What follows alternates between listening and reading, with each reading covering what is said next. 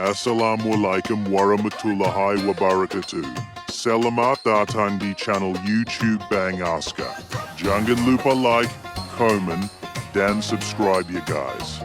Karena subscribe dari kalian semua sangat berarti bagi channel ini.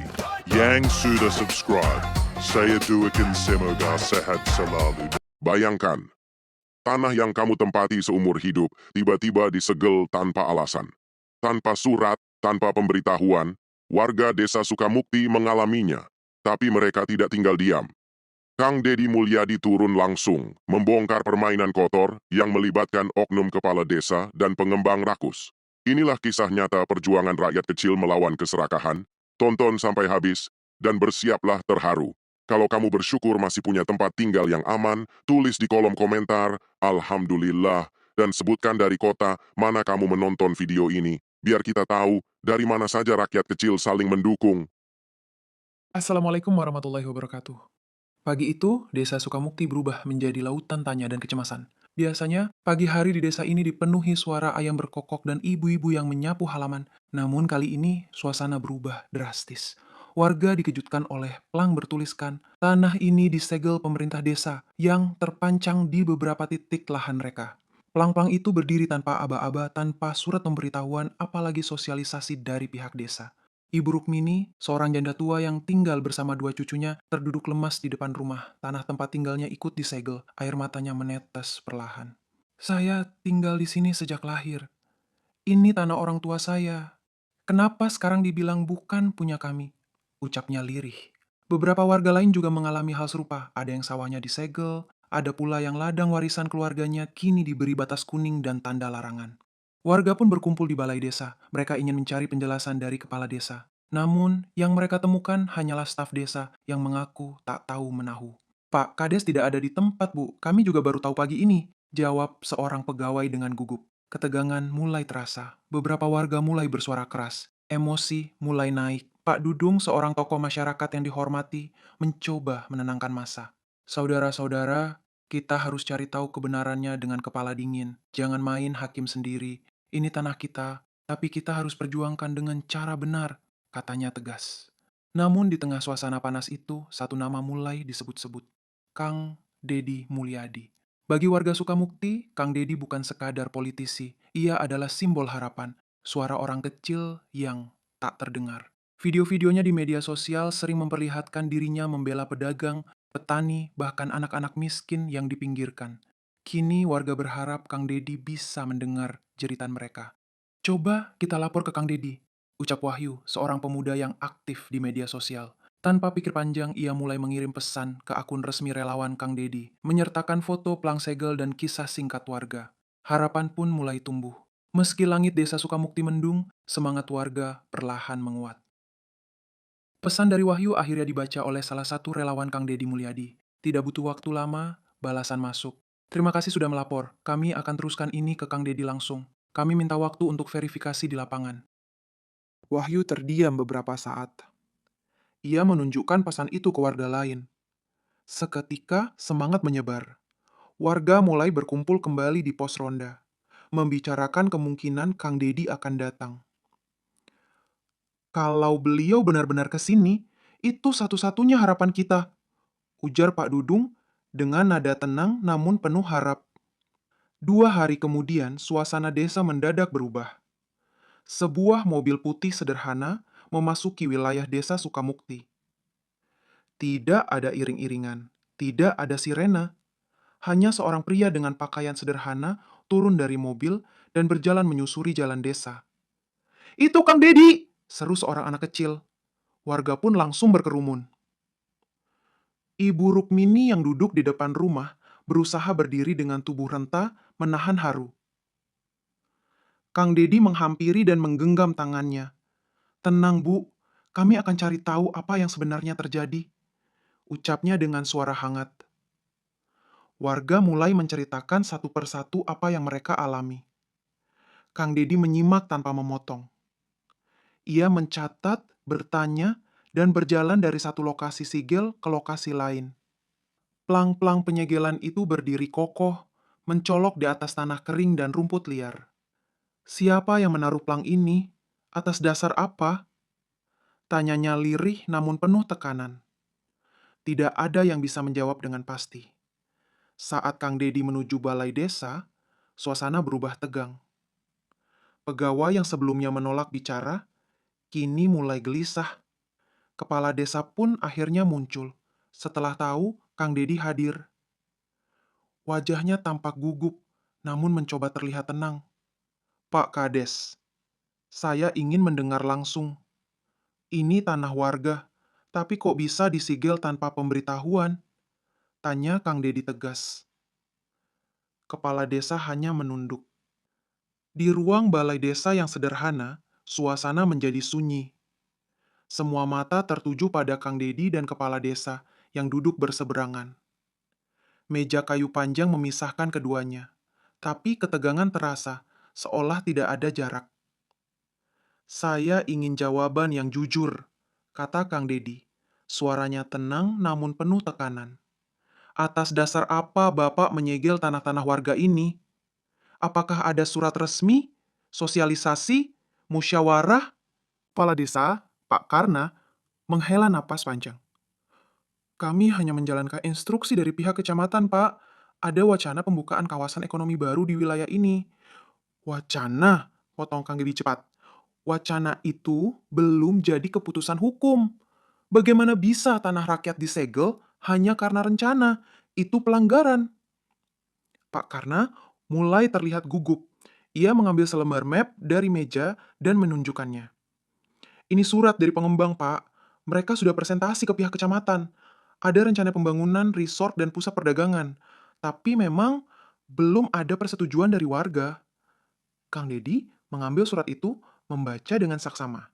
Matanya menyipit. Ini surat bukan dari pemerintah, tapi dari swasta. Dan Bapak percaya begitu saja sampai menyegel tanah orang. Warga yang ikut hadir mulai bersuara. Suara-suara protes semakin terdengar jelas. Kami tidak pernah diajak bicara. Tanah itu warisan kakek saya. Dengan tenang namun tegas, Kang Dedi berdiri. Ia menatap Pak Karna lurus. Pak Kades, jabatan itu amanah. Kalau digunakan untuk menyusahkan rakyat, berarti Bapak sudah menyalahi sumpah. Saya minta segel ini dicabut hari ini juga. Sebelum masalah ini saya bawa ke penegak hukum. Pak Karna terdiam. Keringat mulai mengalir di pelipisnya. Ia tahu kesalahannya tidak bisa disembunyikan lagi. Dalam keraguannya, ia hanya bisa mengangguk pelan. Kang Dedi lalu menoleh ke warga. Saya tidak akan tinggal diam. Keadilan tidak boleh dibeli. Kita akan cari siapa di balik ini semua. Dan semua yang terlibat akan kita ungkap bersama. Suasana berubah dari tegang menjadi haru. Warga bersorak kecil, sebagian meneteskan air mata. Mereka tahu perjuangan mereka baru saja dimulai, dan kini mereka tidak sendiri. Setelah pertemuan di balai desa, Kang Dedi tidak langsung pulang. Ia memilih menetap beberapa jam di desa, mengunjungi rumah-rumah warga, dan mendengar kisah mereka satu persatu. Dari situ, muncul satu benang merah. Ada pihak luar yang berusaha membeli tanah warga dengan harga sangat rendah, lalu menjualnya kembali dengan nilai tinggi ke investor. Ada yang datang ke rumah saya minggu lalu, kata Pak Usman, petani tua. Katanya mau beli tanah dengan harga 2 juta per bata. Tapi waktu saya tanya buat apa, dia cuma bilang untuk pengembangan desa. Cerita serupa juga disampaikan warga lain. Modusnya sama, membeli tanah dengan iming-iming pengembangan, lalu menyegel lahan warga yang menolak menjual. Setelah ditelusuri lebih jauh, Kang Dedi menemukan dokumen-dokumen dari pengembang swasta bernama PT Mekar Raya Investama. Nama itu belum dikenal, tapi saat dicek legalitasnya, perusahaan tersebut ternyata baru berdiri 3 bulan lalu. Ini jelas mencurigakan, ujar Kang Dedi. Perusahaan baru, tapi sudah masuk ke desa dan bisa menggerakkan aparat desa untuk menekan warga. Ini bukan hanya soal tanah, ini soal keserakahan. Kang Dedi pun memanggil wartawan lokal untuk meliput situasi ini. Ia tahu, tekanan publik adalah salah satu senjata penting untuk membongkar praktek seperti ini. Dalam wawancaranya, ia menyebut dengan jelas modus yang dijalankan. Intimidasi halus, manipulasi administrasi, dan kerjasama antara oknum desa dan pihak luar. Sementara itu, warga mulai mengorganisasi diri. Mereka membentuk forum warga korban segel tanah dan menunjuk perwakilan untuk menyusun kronologi serta bukti. Kang Dedi juga menghubungi lembaga bantuan hukum agar warga mendapat pendampingan. Jangan takut, katanya kepada warga. Kalau kalian bersatu, tidak ada kekuatan yang bisa menindas kalian. Tapi kalau kalian diam, mereka akan terus melangkah. Situasi mulai berubah. Beberapa warga yang sebelumnya pasrah, kini mulai berani bicara. Bahkan ada 2 perangkat desa yang diam-diam mendekati Kang Dedi dan membocorkan informasi internal. Mereka mengaku diperintah langsung oleh Pak Karna atas dasar proyek dari atas. Kami tidak bisa lawan Kang, kata salah satu dari mereka. Tapi kami juga tidak mau rakyat jadi korban. Kang Dedi mencatat semua informasi itu. Ia tahu, lawan yang dihadapi bukan sekadar kepala desa, tapi sebuah jaringan kepentingan yang terorganisir, licik, dan rapi. Namun, di balik itu semua, ia juga tahu, bersama rakyat, kebenaran selalu punya jalan untuk menang. Keadilan ditegakkan, rakyat menang. Pagi itu, suasana kantor Kejaksaan Kabupaten berubah ramai.